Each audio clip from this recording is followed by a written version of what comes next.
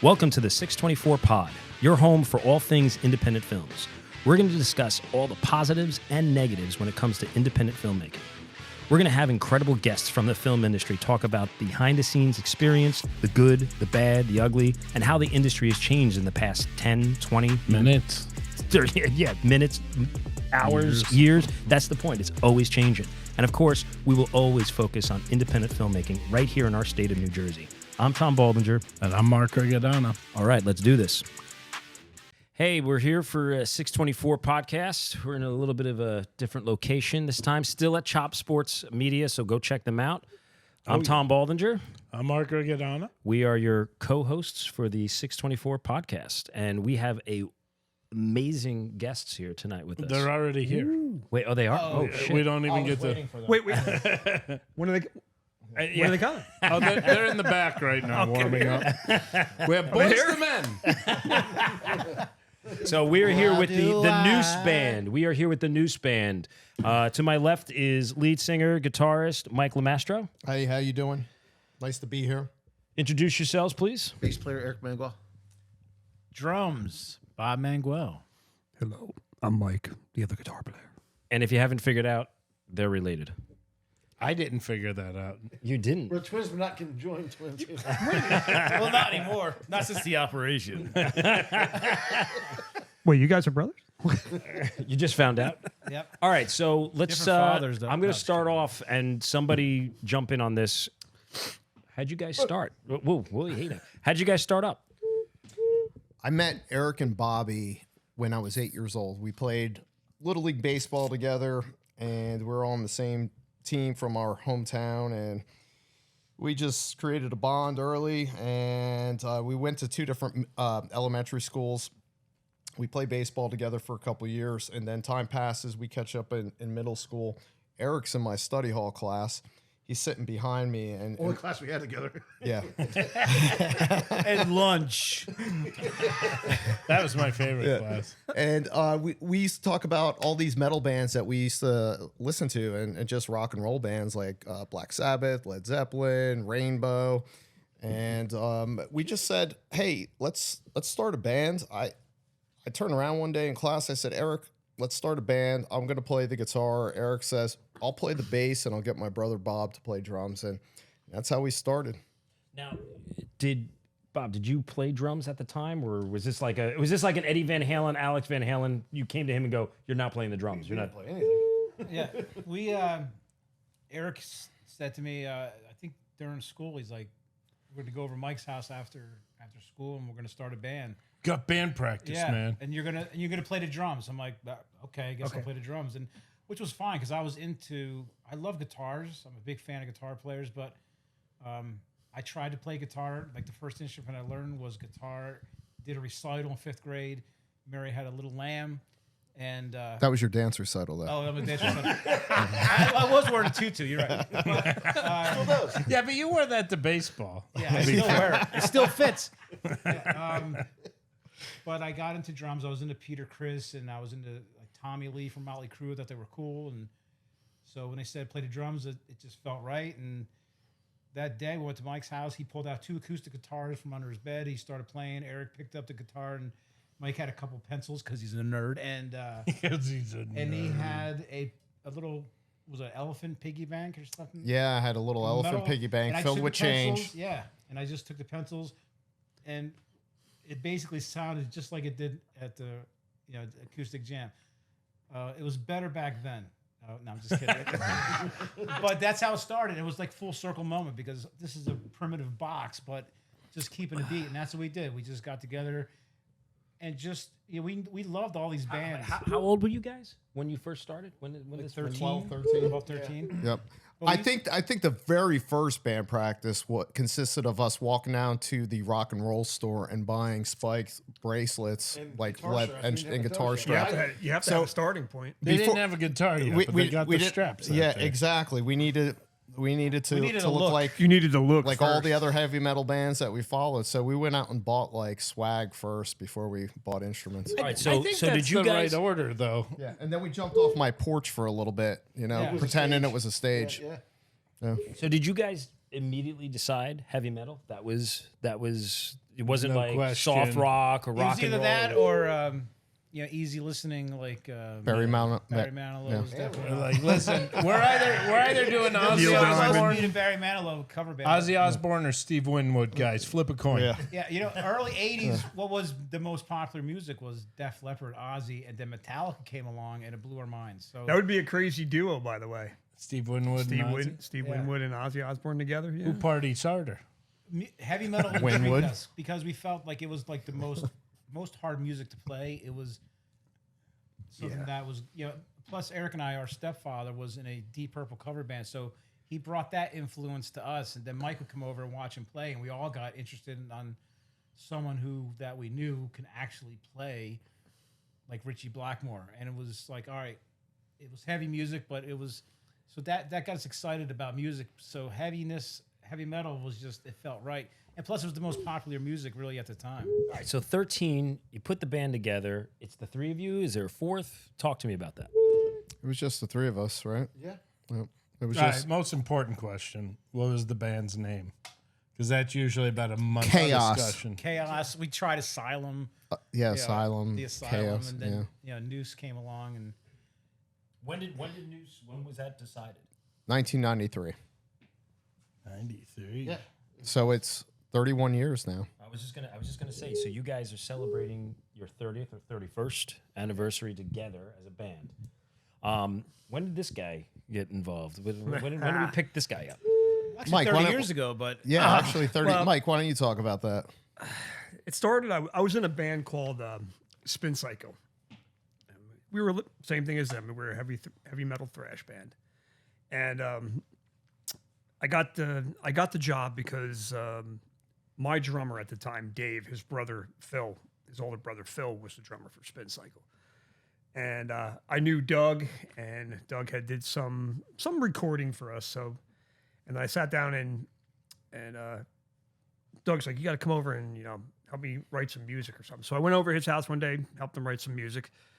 And he's like, man, this song is great. It's not going to make it to my solo album. He goes, I'm going to tell the guys from Spin Cycle about you, and I want you to join the band. So I was like, oh, okay. So was that an audition? Do you know it was an audition, or it just happened organically? it just happened organically.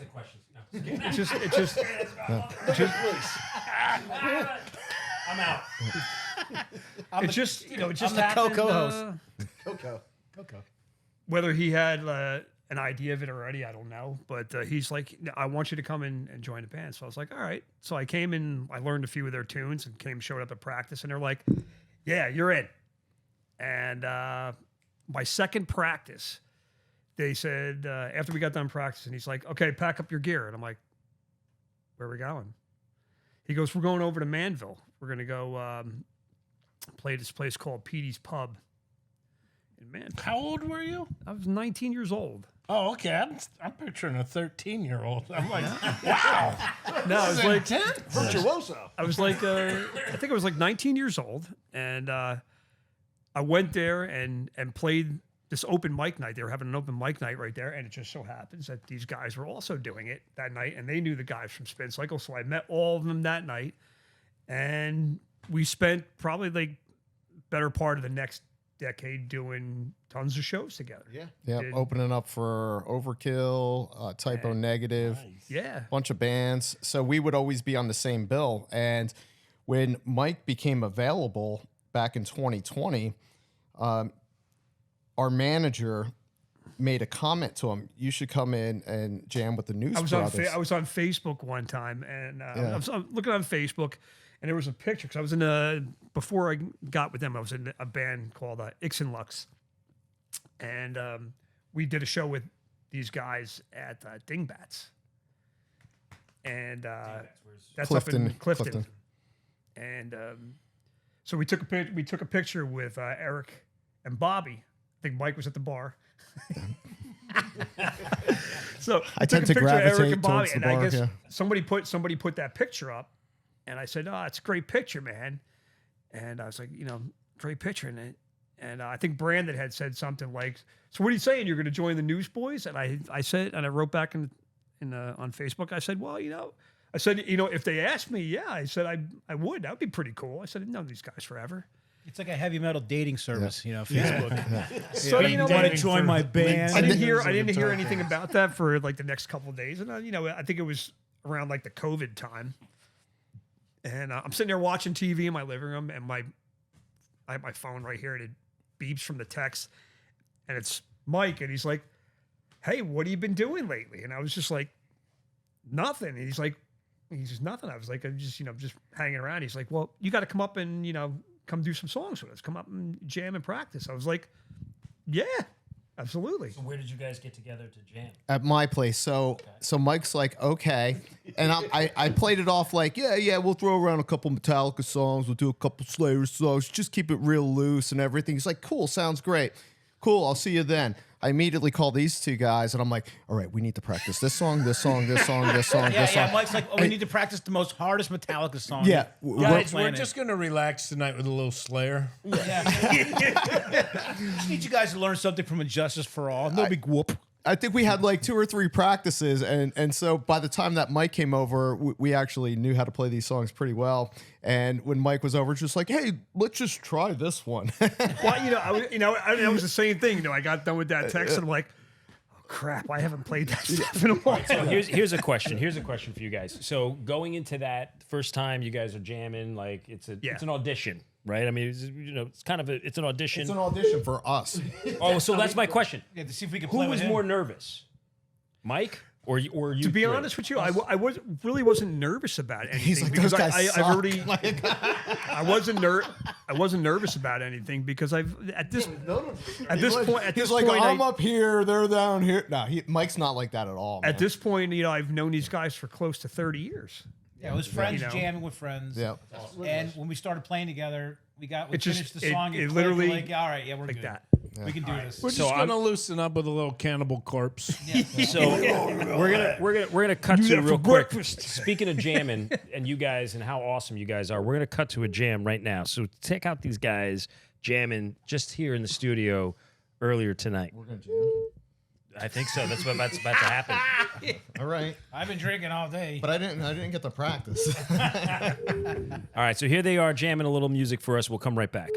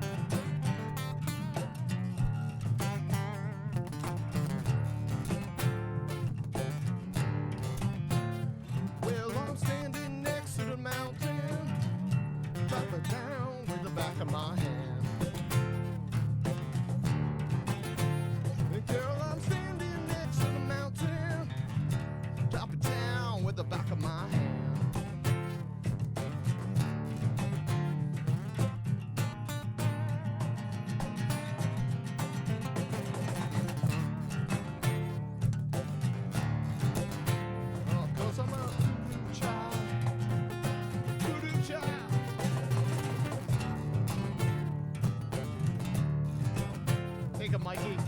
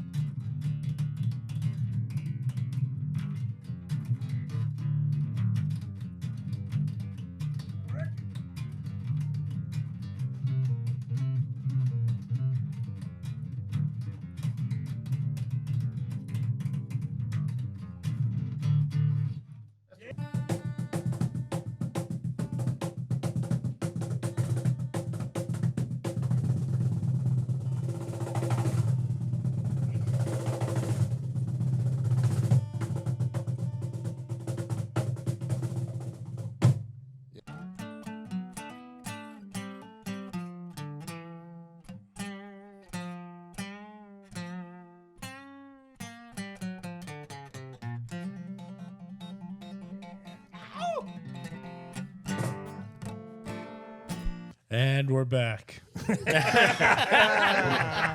Wow, that was fun. That was quick. All right, so that was I really like jamming. We're probably sweating that one, guys. all right. So these guys are amazing. Where can everybody see you? And by the way, usually at the end of the interview, people say, "Oh, where can we see you?" This interview is just starting, so I just want you to. So where can people follow and see where you guys are at? NUSE Band everywhere. So newseband.com, at NUSE Band, Facebook, Instagram. Stream us, Apple Music, Spotify, YouTube. I'll be our at, videos I'll on be at YouTube. home tomorrow. so- Yep. Check out our videos on YouTube. Latest concerts are on the band website or on our Facebook band page. Probably that's more accurate. We just did a couple shows. We're working on Evolution Part 2, so we're probably gonna spend most of this summer. All right, so talk to me about that. So Evolution Part 2, Evolution Part 1, we recorded a couple of music videos for you guys. We'll talk about that in a little bit. But talk to me about the process of recording an album, the four of you guys together. Go ahead. Yeah, start it off, Mike. It's pretty loose. Take I us mean, through the everybody journey. just comes up with it. I had a few things that I brought to them. Like on Evolution 1, I had some ideas for Swept Away that I kind of came a little demo with it, and I gave it to them, and I said, well, what would you guys think of this?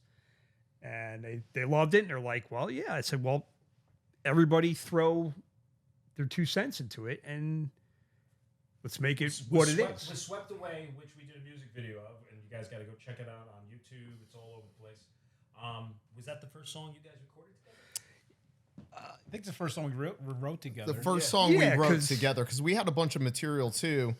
When Mike came in, we were already writing for that album. Yeah, they had Fearmongers. Fearmongers was already pretty much written. I think the And, first one we recorded was Fearmongers, Yeah. and it was a song that Eric, Bobby, and myself wrote. So when we write, we'll all just come to practice. Usually it's, in the opening stages of practice, we're all just, loosening up, we're noodling around. Somebody will throw out a riff, or somebody will come prepared with a couple riffs that they were working on at home. And we'll just collectively piece them together like a puzzle, and everybody puts their spin on it and their take on it. So we had these songs, and the first one off of Evolution that we recorded, I remember it specifically, it was Fearmongers, because Mike laid down his guitar parts. The music was already done. Mike puts down his guitar track and just expanded the song to the point where the first time I heard it, because he's got a digital studio, I got a digital studio at home. So I emailed him the files and he put down his guitar tracks. I get it back.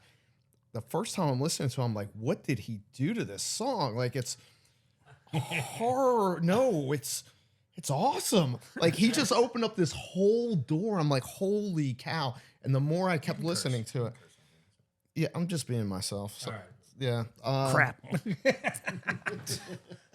Get a couple more in me. I'll be. You won't be able to get him to stop. I mean, I am Italian, right? So Mike just expanded the song, created this whole new dimension to the song, and we're like, fantastic. And then he had Swept Away, and that's the first one we kind of collaborated on. And Mike wrote like 95% of the music. We put I in wouldn't our. say that, dude. Well, you wrote a lot of it, but we put our touches on it, and then I wrote the lyrics on it. I had, you know, And the lyrics were kind of, you know, him and I were kind of in the same place because initially when I had the idea for that about Swept Away, I had the idea because my aunt had dementia, and she wound up passing away from dementia, and I always thought that was kind of like the worst thing that you could possibly go through as a human being, you know, because you lose yourself, you get swept away, you get like kind of like the ocean comes in and it sucks you back out, and that's what it basically did to her. It sucked her to a different place, and then when, you know, I brought the song to Mike almost kind of had a similar, you know, experience where he, you know, with family members and stuff, and that's where he got, you know, most of the lyrics from. So it was kind of eerie that we were both kind of on the same page where, yeah, you know, where it was going. It's very cool though when you have the music piece, and then for the first time, Mike put his lyrics to it, and it just it changed the song, but it just made it better. It's just like, because you never know what expecting exactly what, you know, the phrasing is going to be, and the tone and everything like that. And then also when you hear it while we're playing it, it's just like give you a chill. So it's pretty cool. That's awesome.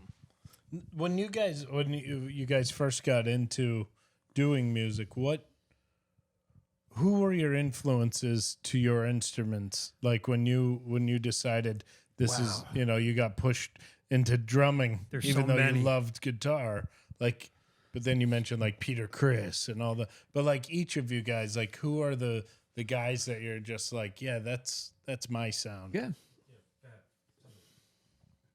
I mean, being 4 years old and in the 70s and watching his cat play the drums was pretty awesome. And they had fun songs. And then as you get older, you're expanding your horizons. And again, bands like Metallica came out. So I'm watching those guys and watching Lars, and he had cool fills and licks and played fast. And then Anthrax came out and played faster, and then Slayer came out. It was like, and that was intriguing to me as a drummer. But I, you know, to play like, but you got to go back to the basics, and beyond the basics is John Bonham, which is every drummer's drummer. So I would listen to him and aspire to be a 10th or a 100th of what he could play.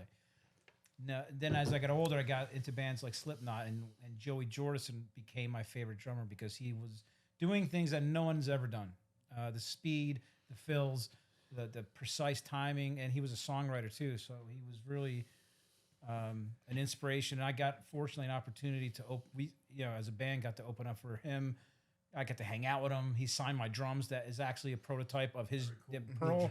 Pearl made a drum set for him. I bought it about 5 years before I got to meet him. So it was like kind of like an omen, a good omen, because he got to walk through the drums and examine it with me, and then he signed the heads, and you know, and he watched me perform. So it's like I couldn't have asked. I mean, that's like a dream come true. So this whole experience with playing in a band, you know, if I haven't, you know, just hanging out with these guys is fun. When we get to play music together, some guys go bowling and they kick ass in bowling. We kick ass in the band, and you know, we're music artists. We're not just a band. So, in high school, I wrote, you know, hope to make it in the music business, which is like saying hope to be a trillionaire, right? That's how tough it is. But I can't change anything. I don't want to change anything. I have a comic book that I bought when I was 19 from Anthrax. It's called Rock and Roll Comics, and they did autobiographies of all these bands from Metallica, the Beatles, Anthrax, and Anthrax was again a good hardcore band we loved. And in that comic book, I've met every single person and have multiple signatures of the people throughout the comic book. So that for me is like a dream come true. So. Eric, what about you? What influenced you? Again, it's just growing up. First thing, a band I really loved was the Beatles. So Yeah. Paul McCartney, man, just amazing bass player. But then a little older, come on, Kiss. Everyone loved Kiss. Gene Simmons played that mean bass. Music progressed, and oh my gosh, Geezer Butler from Black Sabbath, Steve Harrison, Iron Maiden, then Cliff Burton, Metallica, man. That's just what made me want to play bass and heavy metal and play that style. But then Frank Bella from Anthrax, Dee Verdi from Overkill, Jersey bass player. So we got bands like that, bass players like that. It's just they made it cool. And then you got Lemmy. Come on. So that's it for me. Mike. It started from childhood. My parents were extremely young. I think my mom was 18 and my dad was 19 when I was born. So I grew up in, like Bob said, in the 70s. I grew up around everything that was great. Anything from Led Zeppelin to, like I said, the Beatles, which is one of my favorite, groups, Elton John, Rolling Stones, Pink Floyd, anything. That was always in my house going every day. Because basically, my parents were kids, themselves. So I got to grow up in that life of music, and it kept going. And then my cousin got me into Metallica. He popped like Master of Puppets in one day in '86 or '85 when that came out, and I was just like, "Wow, what is that?" And but besides that, Van Halen, AC/DC. I mean, I used to remember those really humongous boom boxes that everybody used to go around on their shoulders and everything. I had 1984 blasting through that, Diver Down, all that stuff, and it's just it kept going. So I love heavy metal. It's like Bob said, it's the most challenging thing to play. That's the one thing that attracted me to it the most. But I love everything, everything. I love funk. I love, anything Who's that's got a groove. Who's the biggest surprise artist? Who's the biggest surprise artist that you would go like, people don't believe that I listen to this when it comes on? Oh God. Liberace. How about be like Bootsy Collins or something like that? Oh, nice. Some Bootzilla. Get you two before we go over here. Yeah. Who would be your surprise artist that comes on your playlist and everybody turns and looks at you and go, I don't give a shit. I'm jamming. This is my tune. Easy like Sunday morning, Lionel Richie. Yeah. Yeah. I mean, Lionel Richie and stuff like that. And, before I got into Iron Maiden, I was literally listening to Dancing on a Ceiling. Because that was pop music, and it was all the girls liked it, so I got to follow what the girls like, and then all of a sudden someone played The Number of the Beast, and I was like, yeah, all right. I'm a all Maiden right. freak yeah, too. So you grow, your balls grow, and then your music taste grows. I guess growing what up in the '80s, like with MTV. I mean, it doesn't matter what. I mean, maybe I speak for myself, but it doesn't matter what kind of music you were into. You can literally watch MTV and just enjoy everything that came on, whether it was Cyndi Lauper to like Madonna to Slayer, whatever. You could sit there and watch the whole thing all day and just enjoy it. Yeah, we are the MTV generation, definitely. For me, love all types of music, love country music, but I guess the most surprising thing is more and more lately is Andrea Bocelli. I don't speak Italian or Latin, but sometimes I don't even have to understand what he's saying. It's just that music and that voice just drives me, man. It's just beautiful. Absolutely. And for the last 2 years, I actually seen him live at Madison Square Garden. So maybe this will be number 3 years in a row. All right, so you have to answer 2 questions in a row. You decide which one you want to answer first. So, surprise on my playlist, I would say Jack Johnson when I'm just chilling, in the backyard. I love metal. I work out to metal all the time. I play in a metal band. You work out? Sometimes. Tell. But yeah, and I listen to a lot of Sinatra, sometimes Elvis, and I guess that would be a surprise. So what influenced you to be a lead singer of a heavy metal rock? So He got picked to be one. He got picked to be by one. That's default, what it is. nobody else would do it. So I remember my music chooses you moment, because I always say you don't really choose music chooses you. And I had an older brother. I have one sibling, and come from an Italian family, and my grandmother worked for RCA, and they were part of Columbia House. Remember back in the day where you got like I think they're still looking for me for the free CDs that I took back in the exactly. In here. Anybody see that meme on Facebook with the cops with the battering ram, and it says, and the guy's like, this is them coming after me for the Columbia House for the free 10th CDs album. that I had. Blockbuster video. Yeah, exactly. So my brother being the firstborn Italian boy, he was spoiled a little bit by my grandparents, right? So my grandmother brings home this, here, choose 13, for a penny. And my brother chose 12. And he's like, the free one. He's like, Mike, you pick one out. And so I'm looking at all these like stamps because you had to put the stamps on the thing. Yeah. Remember was that? exciting. Right? It was exciting. So I see the cover of Kiss Rock and Roll Over. And I'm like, I want that record, right? And it was the coolest looking thing on there. So I put it on there. My brother goes, yeah, that's a good one. It's a good one. Good job. Right? Good eye. Good So eye. I was going to pick that one. I'm 5 years old. I get this record, okay? And I put it on my Snoopy record player. And the first track on the album is I Want You, and it opens up with an acoustic like guitar. I'm like, what the fuck is this, right? And I was 5. That's what I was thinking because I was cursing since I was 3. Literally, Yeah, when it but was you already said you're Italian. We got it. Exactly. No need to repeat it. But then the guitars kick in, and it just sucked me in, and I'm like, holy cow, I want to do that. Whatever's making that noise, I want to do. So I went to Italy that following summer to spend with my grandparents, and I bought like a cheap plastic guitar, like a toy guitar kind of. And there was a town square, like that they're all playing the clarinets and stuff in the town square, and everybody's dancing on cobblestones. And I run up on stage. I'm 5 years old. Start singing Love Gun. And I was just jamming out. I have a picture of it somewhere. And like that's the moment that music chose me. And then so Ace Frehley was a heavy influence, and then AC/DC, which is why I play in SG to this day, is because of Angus Young. But I listen to a lot of Zeppelin, Jimmy Page, Jimi Hendrix. Loved Van Halen. I could never play like the guy. Mike can, but No, I can't. but I enjoyed all that music. But everybody growing up when we were in middle school, they were trying to play Van Halen. I'm like, fuck that. I go, it's too hard. Let's just write our own songs, right? It's great. It's too hard. Yeah, let's just write our own songs, and which was good because we were able to start the writing process in like 6th, 7th, 8th grade.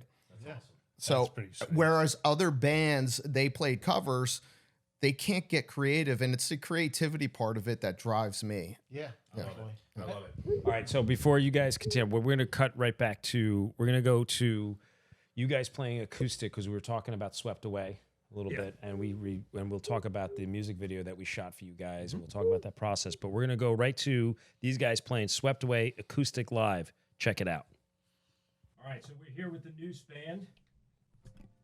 Yeah. They're going to rock it out for us. Hope you guys enjoy the show. Here we go, boys. And action.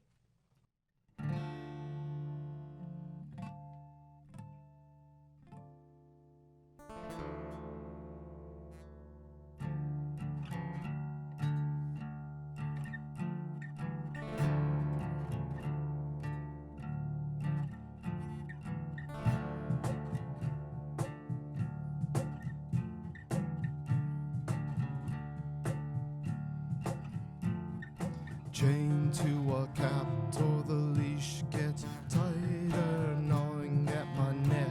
His breath reeks fire, standing in my way. My own insider, falling by the wayside, future brighter, and the wonder of it all is the final curtain call. Going under, bleed out inside, falling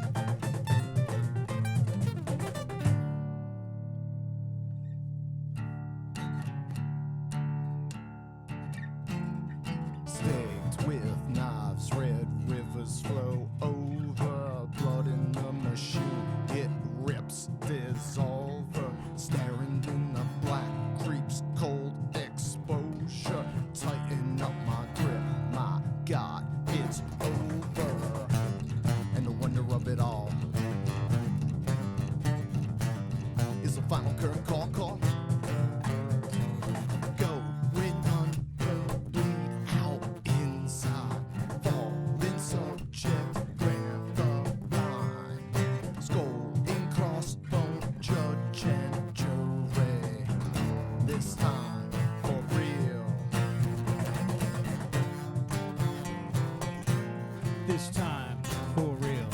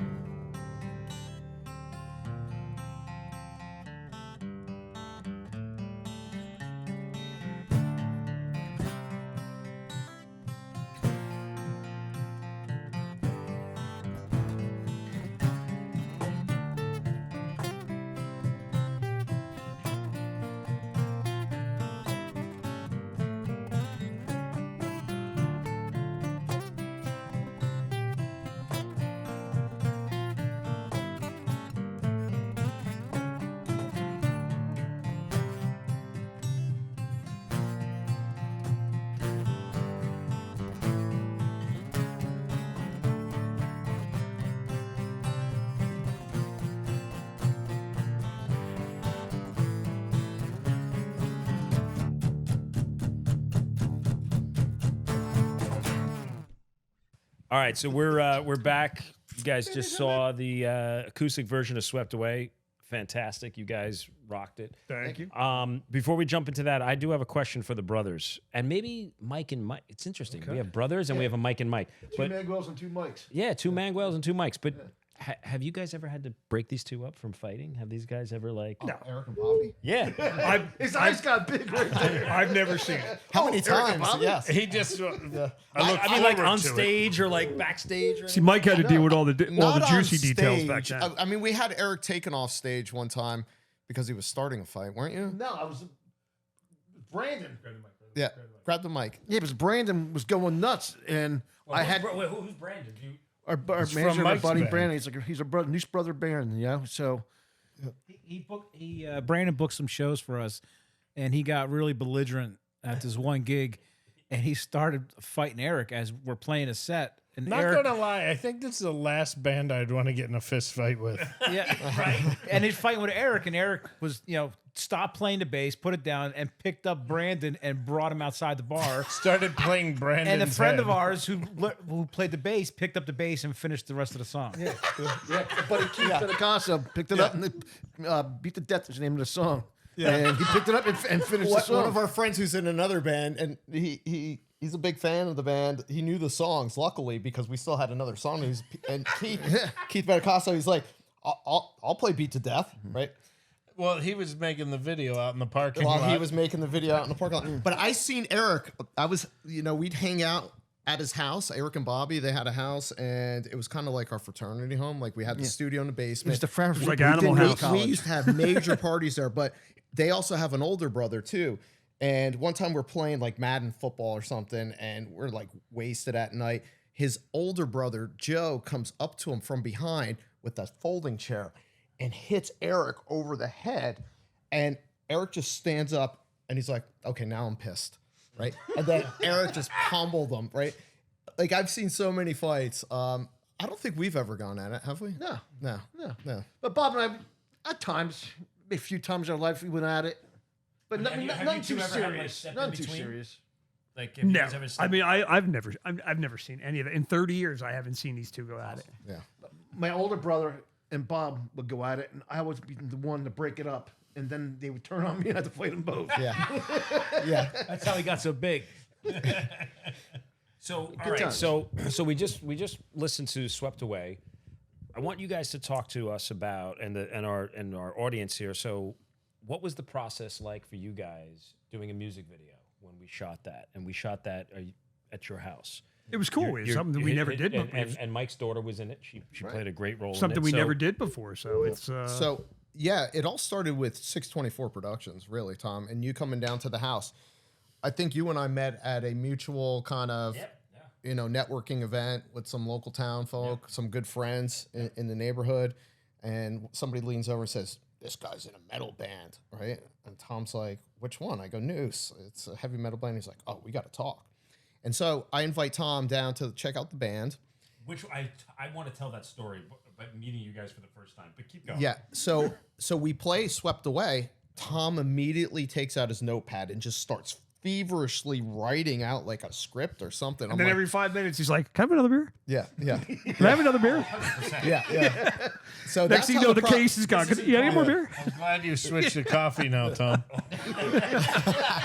Yeah, check his mug. Yeah. So that shit on the floor. The process started there, and it was fantastic. 624 was great. My daughter was in the video, like you mentioned. She was like a last minute thing. Tom's like, "We have an issue. One of the actresses who plays one of the daughters, she's not going to be able to do it." And I'm like, "Well, I know like teenage girls because I coach soccer, right?"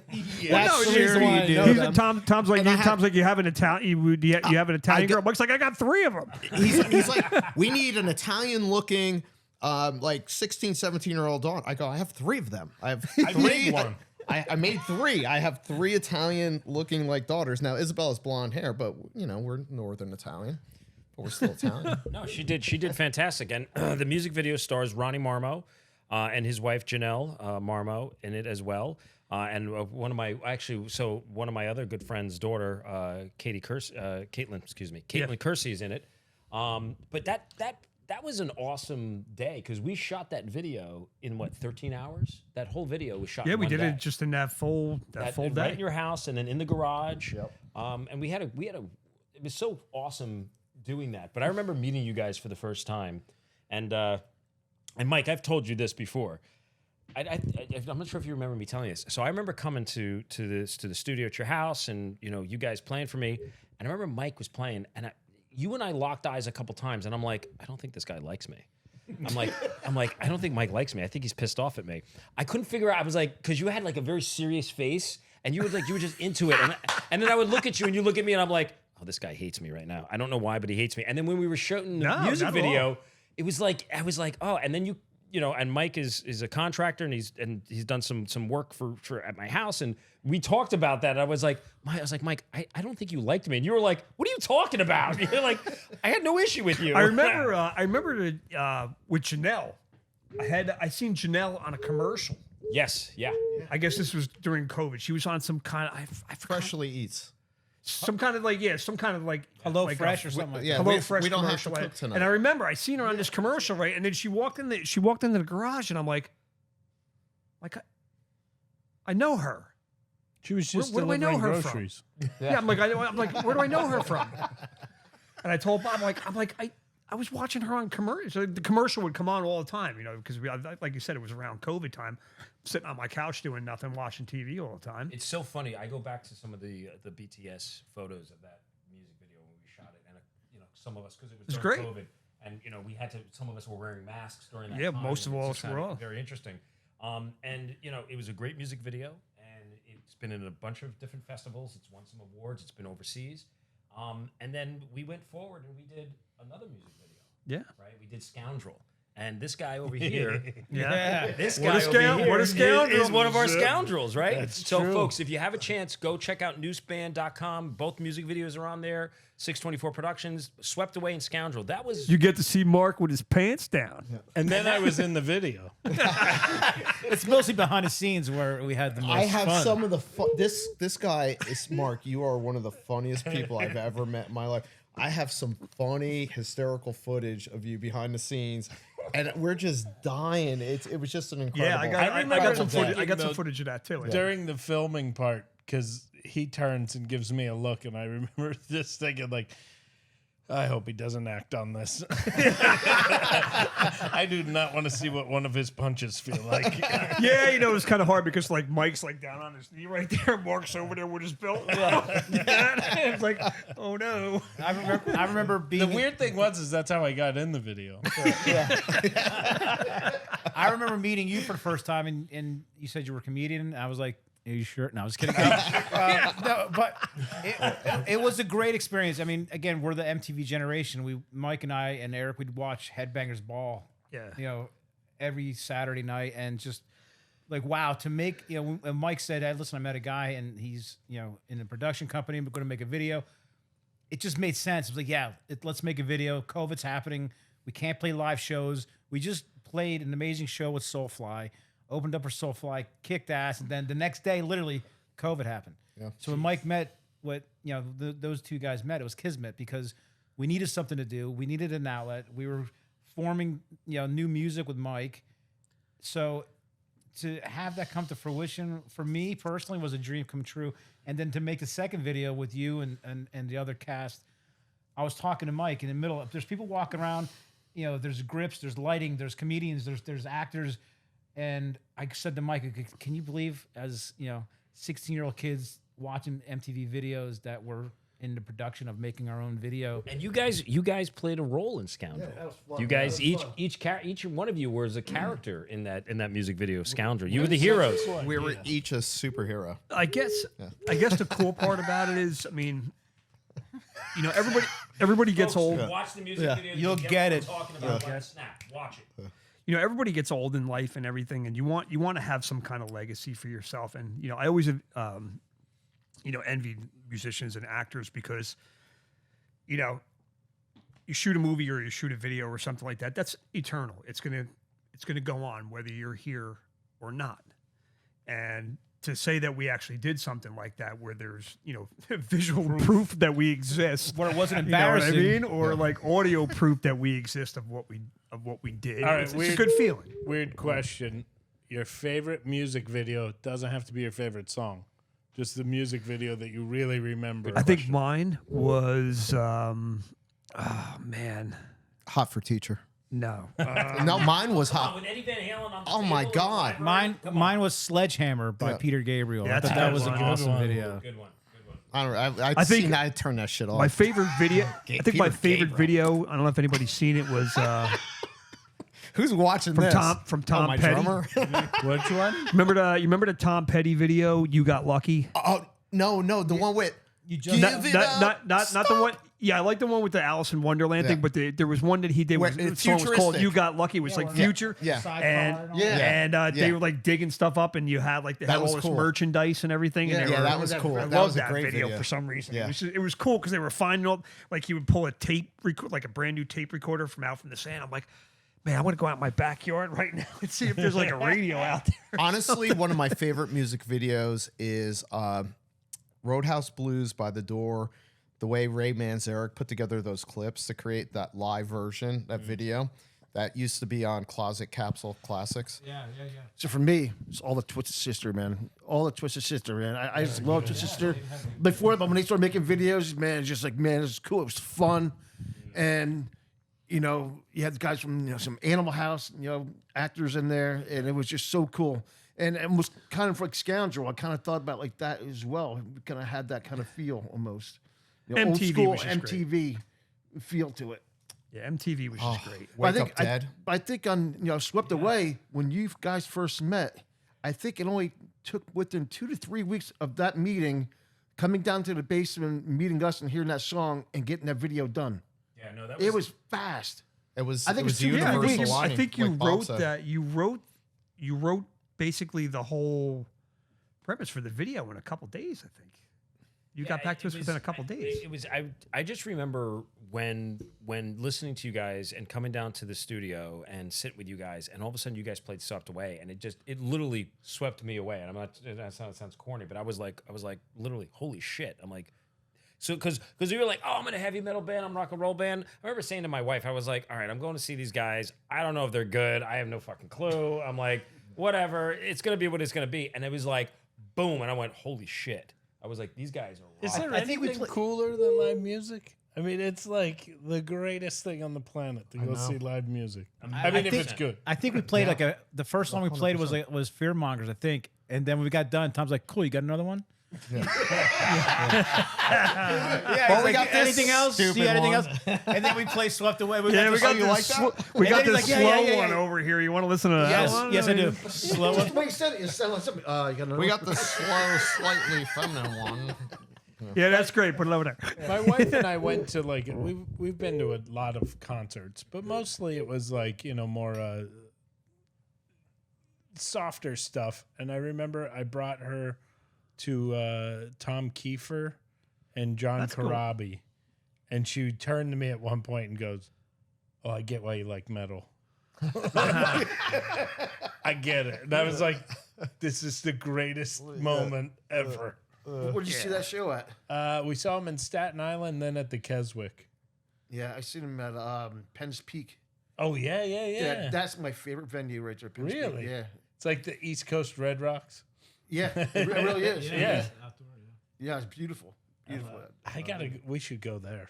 Yeah, I gotta take her there for a show.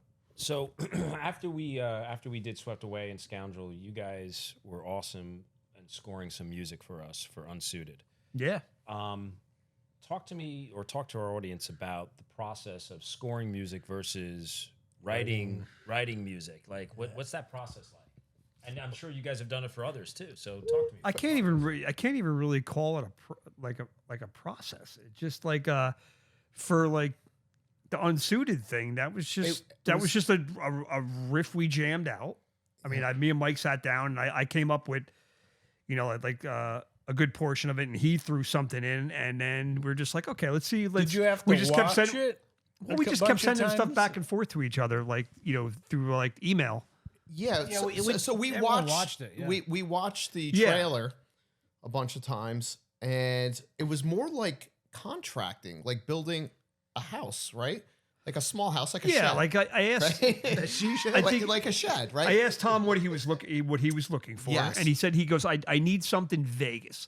So I Got kind the of like wah-wah pedal and I kind of jammed something out that was a little bit like kind of like old 60s type, Fremont Street type, I think Vegas style. at the house. So Mike wrote most of the riffs. I think at the house when we were kind of breaking it down with Tom, Yeah. we were all throwing around like ideas, and we came up with like a basic structure, like a foundation. And then Mike really gravitated towards some really cool riffs that he wrote, and then I actually threw horns on it. Yeah. We And- wanted to make it yeah. sound like 50s and 60s ish. Yeah. All I'm going to say is, folks, if you're watching this, check out the NUSEband.com. These guys, not only do they do heavy metal and rock and roll, but they can write score music. If you need a good, talented band to write score, these are the guys to do it with. If you want to score, call NUSE. All right, so we're gonna wrap up here, unless you got something.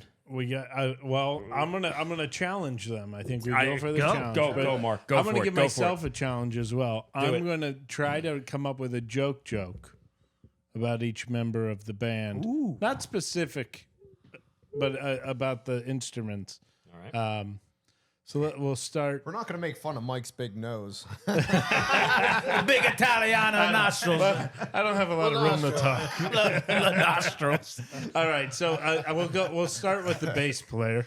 So bass player's coming home from practice. All right. As he's driving home from practice, he sees police tape all over the house, and there's cops, and there's firemen, and there's all this stuff going on. The bass player goes running. He runs over to the house, and the cop goes, "Whoa, whoa, whoa! You can't come in here." He goes, "This is my house." He goes, "This is your house?" He goes, "Yeah. What's going on?" He goes, "Oh my God, your manager showed up, and he had sex with your dog. He killed your whole family, and he burnt the house down." And the bass player went, "My manager knows where I live?"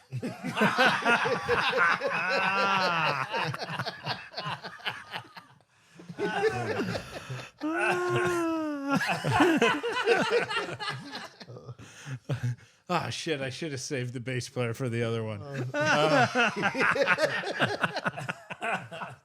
It's only going down from here. All right.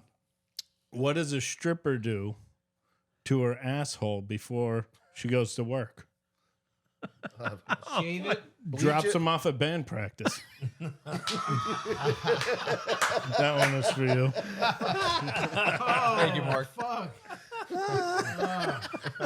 She's a bitch. What do you do when a drummer comes to your house? Hide the dog. No, give him a 20 for the pizza and send him on his way. $2 tip, huh, Mark? $2 tip. I want my $2, man. Oh, all right. Let's see here. Oh, man, this is a bass player joke, though. All right, this is going back to you again. right. We're going back to you. Sorry, you're going to double duty. Most attention bass player he gets. A kid comes home. He tells his dad, he goes, I want to learn how to play the bass guitar. He goes, okay. So he goes in the first day, and he goes in for his first practice. And comes home. He goes, Dad, you'll never believe. Today I learned this note. Dum, dum, dum. And he goes, wow, that's great. That's great. Well, you got another lesson next week, right? And he goes, yeah. So he goes back the next day or the next week. He comes back, and the dad goes, what'd you learn today? He goes, I learned this note. Dum, dum, dum. And he goes, that's great. So you're going back next week? He goes, no, I got a gig.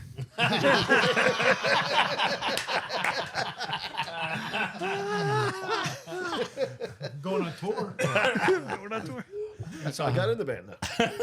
All right, so we want to ask them this question because usually, so folks who've been watching and we generally, a lot of our guests have been people who have been in film, right? Film, whether they're cinematographers, actors, agents. So we always ask them, give us your if you were stuck on an island, give us the 3 movies that you would watch. We're not going to ask that question of you guys. Okay. We're going to change it up. Go ahead. What are the 3 albums you're bringing to the island? Wow. Man. Take a moment. That's a tough one. And while they're thinking about it, we're going to go to this second song here that their NUSE band played for us.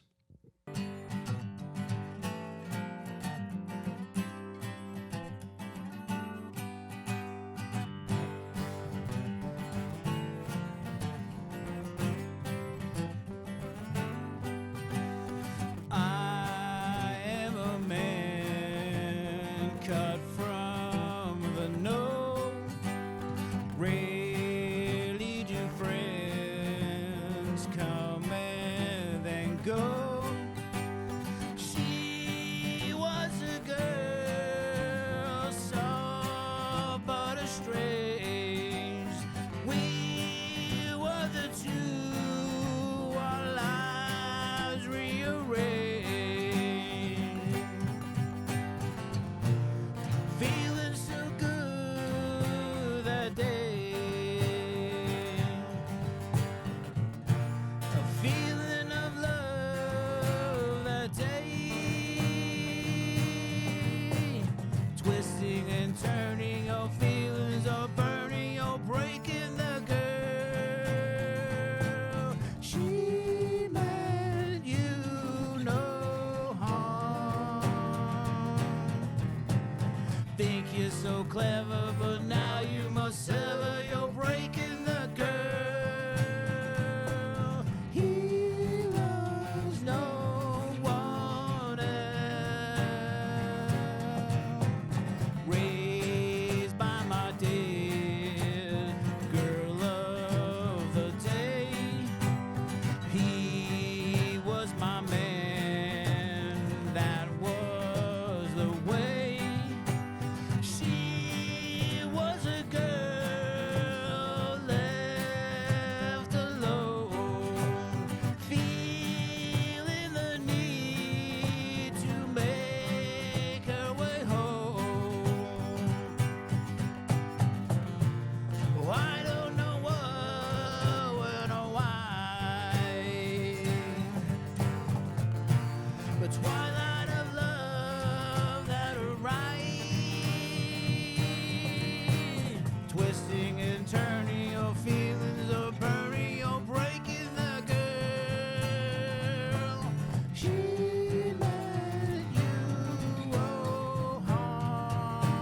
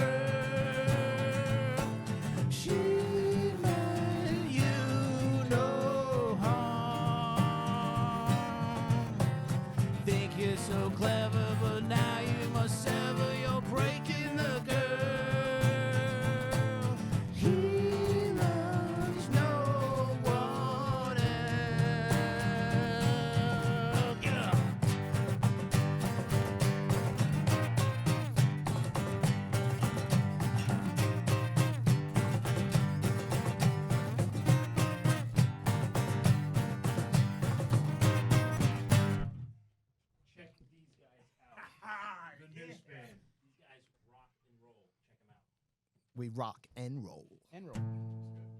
All right, so you guys just saw the NUSE band play a little Red Hot Chili Peppers. Nice job, guys. You guys rocked it. Much. We got Bob on the vocals on that one. Yeah. Kicking ass. A little bit of some things to come for the new album. Yeah. Yeah. Little hint. A little Nice. Little hint. All right, so So I'm Marcus. gonna add a rule to this so make it maybe a little easier. You guys all get to be together on the island, so you don't have to repeat albums. So We can still each get 3. you right? each get 3, but you Man, don't that's have a to pod- repeat. That's a party now. Yeah, now we got 12 That's 12 albums right there. We can. Good. Columbia House might come to collect. Can they find us on that island? I mean, they can do anything. If Tom Hanks can get off the island, they'll find you real soon. Wilson. Real soon. All right, so who's going first? I'd have to say, for one thing, like Bob was talking about the White Album, but maybe like Abbey Road too, the Beatles. Okay, that's one. Metal album. I have to say Number the Beast. I love Maiden, and Number of the Beast is the pinnacle album. The last one, I'd have to say like Led Zeppelin 4. Oh, that's a good one. I would want to listen to Leonard Skinner, pronounced Leonard Skinner, and I love Leonard Skinner's first album. I can listen to Freebird every day. I can. Not a lot of people can, but I can.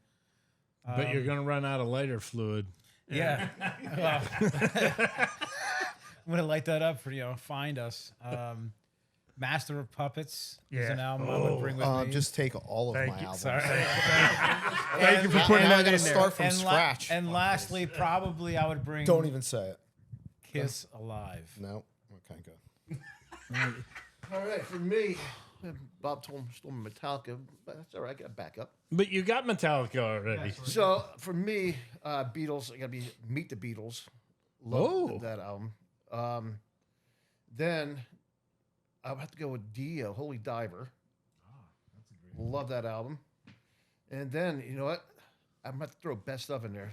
I was about to say, nobody's picked best. The Yeah. Eagles. The Best of the Eagles. Oh yeah. Yeah, it's just so many great songs, man. You can play that for hours. And it's a double. Yeah. So you're actually getting a 4 for Good music. Well, if I'm going to add a fourth one there, we're going to throw some like Rush Chronicles on there or something like that. If we're going to get into the whole like greatest the hits thing. box set. Yeah. B-sides. No box sets. Mr. Lamastro?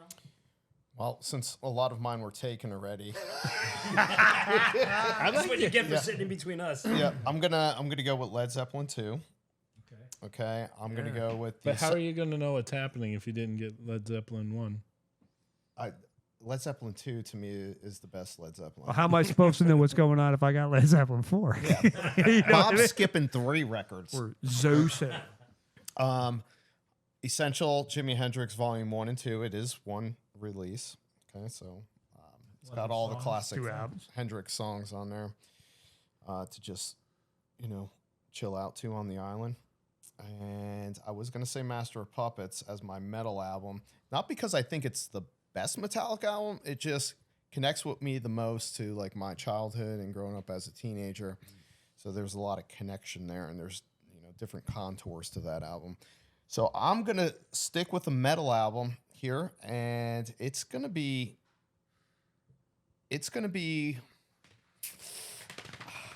oh,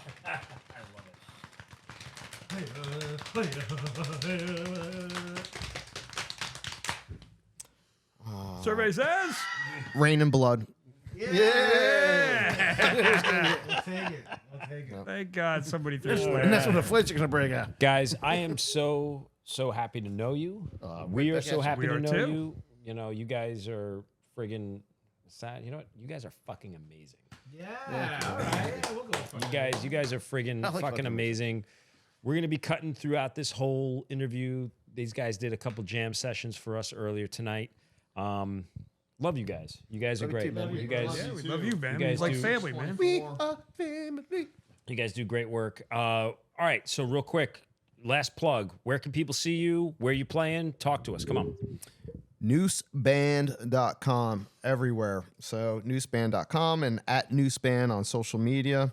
Check us out there for dates. We'll probably throw in a couple of shows this summer, but we're going to mostly focus on recording Evolution Volume 2. When is that coming out? When are you thinking? 2025. Like, we have to see what the best timing is for release, but we should have everything wrapped up, I'm hoping, by the end of the year as far as production. And then we're just waiting on a good window to release it. Guys, thank you so much. We really appreciate you Thank coming you, down. brother. Thank you. We're going to have these guys back again. 100%. You know, now you're going to have to think of some more songs to do acoustically so the fans love it. Love it. Absolutely. All right. Check us out, 624productions.com. Follow us on Instagram, Twitter, or X, whatever the hell it's called, and Facebook, right? Thank you so much. Good job, guys. Peace out. Thanks. Welcome to the 624 Pod, your home for all things independent films. We're going to discuss all the positives and negatives when it comes to independent filmmaking. We're going to have incredible guests from the film industry talk about behind-the-scenes experience, the good, the bad, the ugly, and how the industry has changed in the past 10, 20 Minutes. 30, yeah, minutes, hours, years. That's the point. It's always changing. And of course, we will always focus on independent filmmaking right here in our state of New Jersey. I'm Tom Baldinger. And I'm Mark Rigodano. All right, let's do this.